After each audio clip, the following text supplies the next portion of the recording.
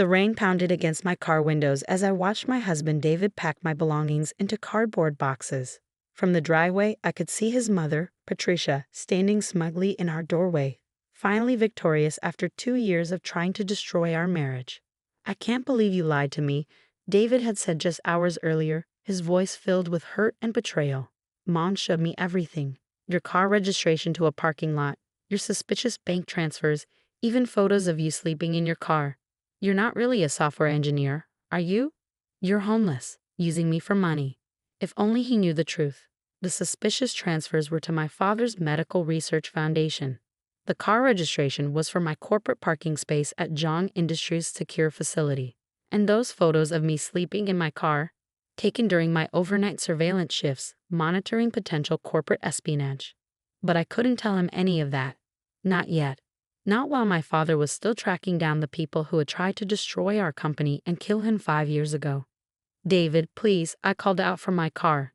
"Just let me explain." "Explain what, Sarah?" Patricia's voice dripped with fake concern. "How you fooled my son with your sad stories about your dead father? How you claim to work for some mysterious tech company but can't ever show him your office?" She walked over to my car, designer heels clicking on the wet pavement. "I had you investigated, you know. There's no record of a Sarah Zhang working as a software engineer anywhere in the city. Just a homeless woman with a history of dating wealthy men." I gripped my steering wheel tighter, fighting back tears. The investigation must have been what triggered our security protocols, erasing my digital footprint.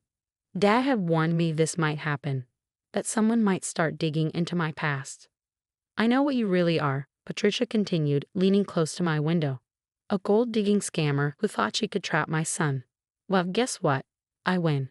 David's filing for divorce, and you'll never see a penny of our family's money." What Patricia didn't know was that her family money was nothing compared to what I really was, the heir to Zhang Industries, one of the largest technology conglomerates in Asia. My dead father was very much alive, working undercover to expose a corporate espionage ring that had nearly destroyed us 5 years ago. As I watched David carry the last box inside, my secure phone buzzed with a message that would change everything. "Operation complete. Coming home. Time to show them who you really are. Dad." Attached was a news alert that made my heart stop. Buri A. King.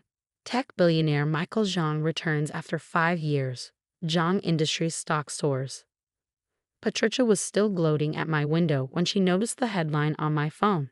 Her face went from smug to shocked in an instant. "Zhang Industries. But that's impossible. You're just a homeless." The sound of helicopter blades cut her off. A sleek black chopper with the Zhang Industries logo was descending onto their perfectly manicured lawn. The helicopter's landing kicked up a storm of debris across Patricia's prized rose garden. David rushed outside, shielding his eyes from the swirling wind as the aircraft's door opened. My father stepped out, looking exactly as he had 5 years ago. Elegant in his tailored suit, silver hair immaculate, that familiar kind smile on his face. Behind him, a team of serious-looking men in dark suits spread out across the property. "Sarah," he called out, ignoring Patricia and David completely. "Are you all right, sweetheart?" I stepped out of my car, rain soaking through my clothes. "Dad?" Patricia's face cycled through shock, confusion, and fear. "Dad? But you're dead." The investigation showed. "Showed what, Mrs. Harrison?" Dad's voice turned cold. "That Sarah's father died in a car accident 5 years ago. That she has no employment records. No permanent address." He smiled, but it didn't reach his eyes. "Your investigation was very thorough. Unfortunately, you were investigating a cover story."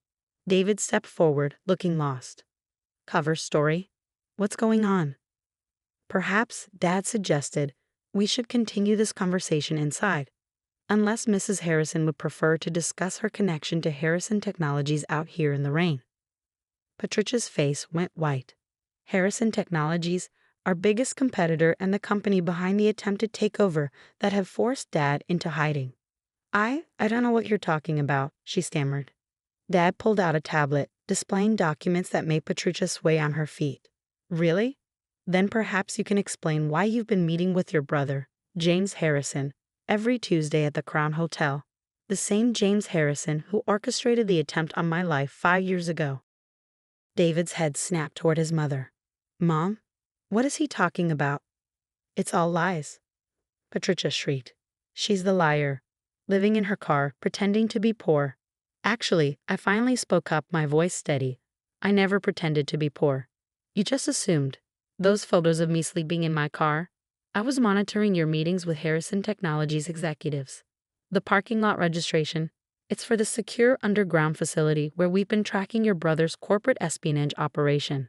Security footage began playing on Dad's tablet, showing Patricia passing confidential documents to her brother, planning the takedown of Zhang Industries from within, using her son's marriage to get close to the heir of their biggest rival.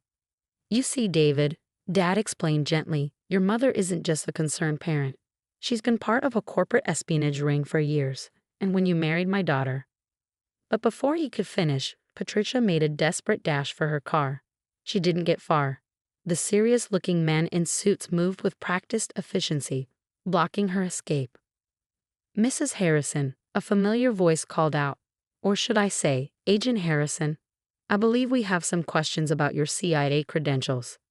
Federal agents emerged from unmarked cars surrounding the house. But as they moved to arrest Patricia, I noticed something strange in her eyes. Not fear, but triumph. You really think this is over? She laughed. You have no idea what's really going on. Why do you think I pushed so hard to end this marriage today specifically? Dad's phone suddenly buzzed with multiple alerts.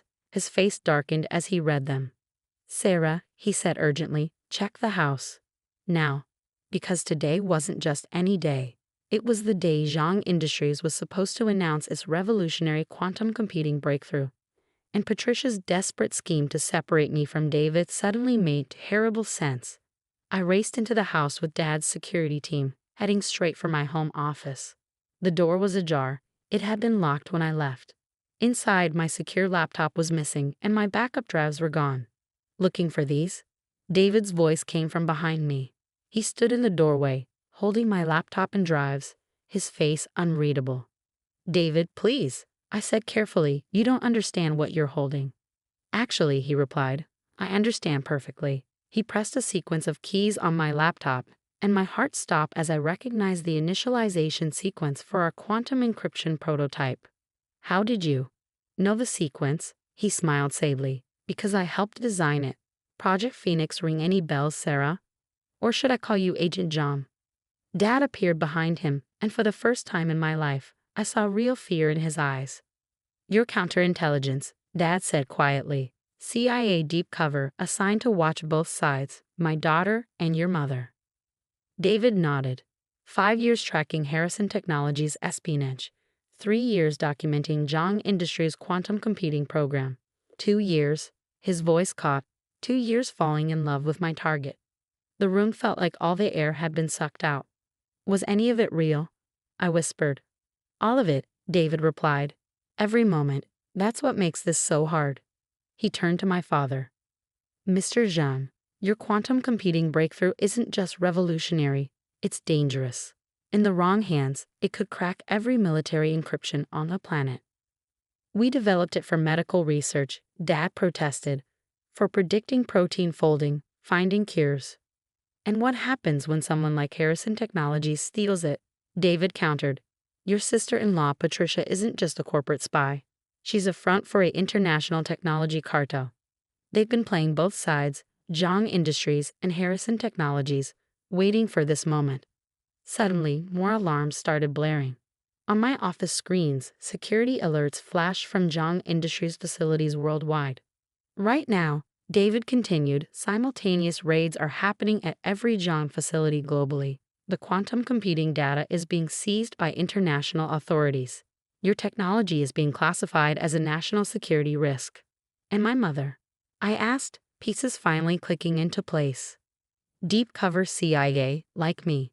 Her arrest outside is theater, giving her cover to escape with the real target. Which is? David's face softened. You, Sarah. They don't just want the technology.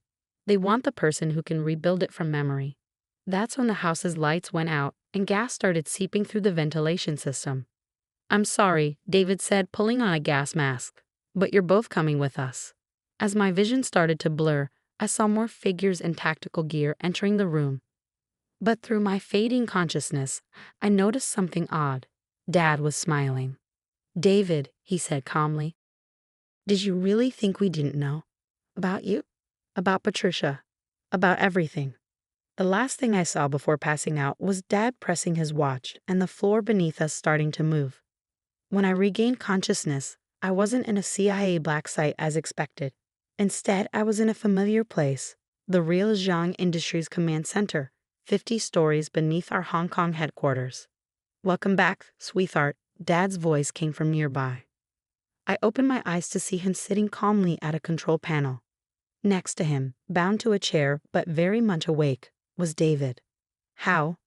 David struggled against his restraints. "The gas, the tactical team. We're all mine," a new voice said. My mother walked in, very much alive despite having supposedly died when I was a child. "Did you really think the CIA was the only one who could run a deep cover operation, Agent Sullivan?" Mom looked exactly as I remembered, just older and somehow more formidable. She was wearing a Zhang Industries executive suit, not the tactical gear from earlier. "You see," Dad explained, "we've known about the CIA's interest in our quantum computing project from the beginning, just as we've known about Harrison Technologies' infiltration attempts. So we created a triple-blind operation." The screens around us lit up, showing years of surveillance footage. David's recruitment, Patricia's meetings, everything. "Sarah's homelessness was indeed a cover," Mom continued, "but not for what you thought. While you were investigating her, she was allowing you to investigate her, all while running the real quantum computing project from a different facility. The prototype you seized," I finally spoke up, my voice hoarse, "was a decoy. The real breakthrough happened 6 months ago. We just needed to flush out all the players." David's face showed the first crack in his professional demeanor. 6 months, when we got married. "I did love you," I said softly.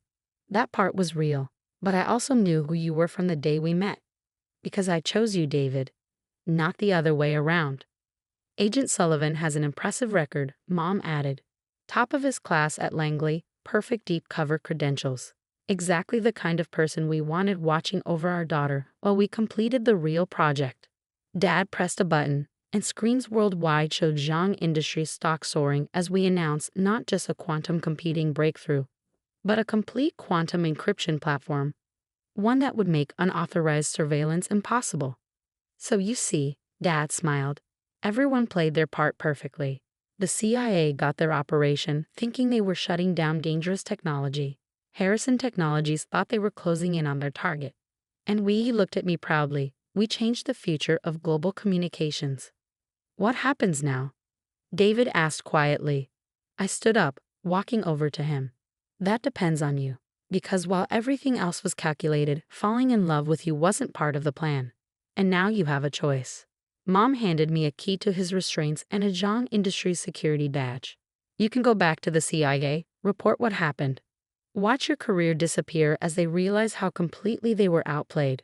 Or," I held up the badge, "you can join us.